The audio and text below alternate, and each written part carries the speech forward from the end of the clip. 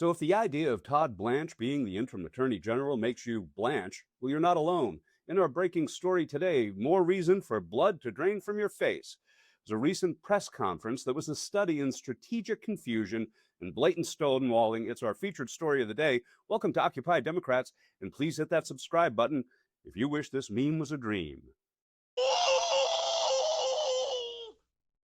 In our breaking story today, Bondi's out and Blanche is in. Oh, wait, wrong Blanche. That's my bad. Rather, Todd Blanche is the man of the moment, and boy, the featured clip we have to share is both illuminating and ridiculous. But that's where we're at.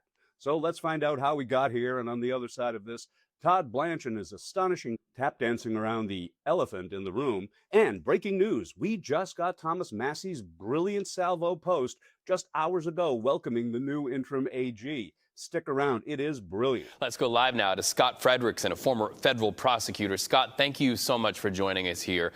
A lot of turmoil at the DOJ in the second Trump administration. What is your take?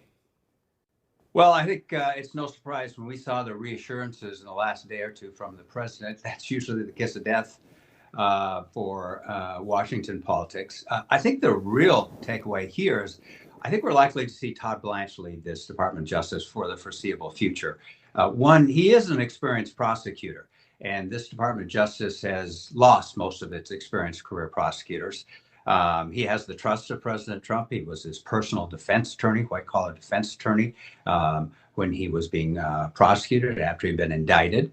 And the second thing is it's going to be hard now going to Capitol Hill before the Senate to get the votes to confirm a new candidate for Attorney General, because the assurances that were given when Pam Bondi was up on the Hill was that the Department of Justice would remain independent and it would not be subject to the wishes of the president. And the opposite has happened.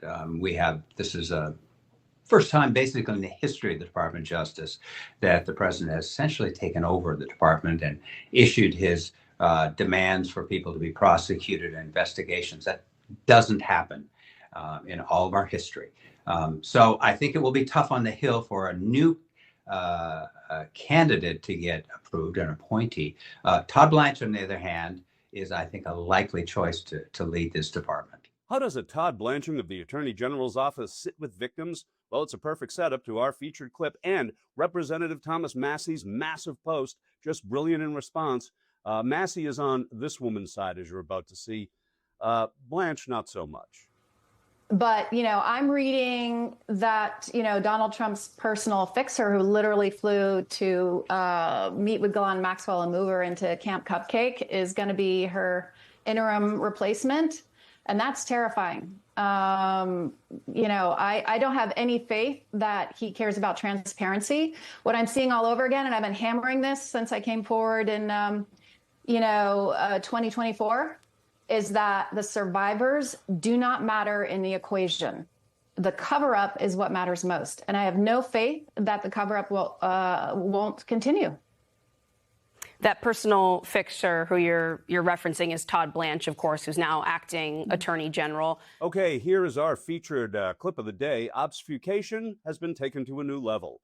In the face of an ongoing investigation, Todd, the fixer Blanche, had this to say. Then wait till you see Thomas Massie's fabulous, inspiring response from earlier this morning to this guy. Just to clarify, is the public going to learn the identities of the men who abused the girls with the information that you're releasing? And if not, why not? And then I have a quick follow-up. I mean, you just baked in an assumption into your question that I have never said and I don't know to be true. Is the public going to learn about men that abuse these girls? Like, what does that mean? I mean, I don't understand what that means. Well, I mean, they're the men who abused young women through Epstein's Look, we said in July, and it remains as true today as it was in July. If we had information, we meaning the Department of Justice, about men who abused women, we would prosecute them, right? We talked about the work that we're doing. That's why I said that. I said this earlier. There's this built-in assumption that somehow there's this hidden tranche of information of men that we know about that we're covering up or that we're choosing not to prosecute. That is not the case. I don't know whether there are men out there that abuse these women. If we learn about information and evidence that allows us to prosecute them, you better believe we will. Wow, but it just gets better. Check out this exchange of posts between Spider and Fly. First, the Fly. Thank you, President Trump, for the trust and the opportunity to serve as acting Attorney General. Now the Spider. Congratulations, AG Blanche. Now you have 30 days to release the rest of the files before becoming criminally liable for failure to comply with the Epstein Files Transparency Act.